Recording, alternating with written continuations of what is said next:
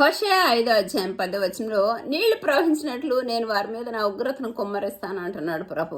సత్యము కనికరము దేవుడు గుర్చిన జ్ఞానము లేక దేశ నివాసులతో యెహోవా వ్యాజ్యమాడుచున్నాను అంటున్నాడు. నా జనులు జ్ఞానం లేని వారు ఉన్నారు, వారి చెడుతనమును గురించి దేవుడు విచారించడానికి కొనుచున్నారు. ఎఫ్రాయిము అన్ని జనులతో కలుసుకొనిను వారు నన్ను విసర్జించి ధాన్యం మద్యం కావాలని గుంపులు కొడుతున్నారు.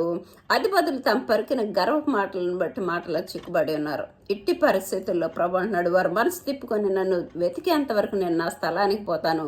వారు దురవస్థ సంభవించక వారు నన్ను శీఘ్రంగా నన్ను వెతుకుతారు అంటున్నాడు. యెహోవాను ఆశ్రయిస్తే మీరు బ్రతుకుతారు అంటున్నాడు. అందుకని మనం యెహోవా వద్దకు మనము మరలి ఆయనే మనల్ని చీల్చివేసిన, ఆయనే మనల్ని బాగు చేయను, ఆయనే మనల్ని కొట్టును, ఆయనే మనల్ని స్వస్థపరచును. కాబట్టి మనము దేవుని తట్టు తిరిగి ఆయా వరదలు మన యుద్ధాలు సంభవించినప్పుడు ప్రభుకు మొరపెట్టి మమ్మల్ని క్షమించి ఉగ్రతను తొలగించమన్నప్పుడు మనకు కృప చూపుతారు ప్రభు.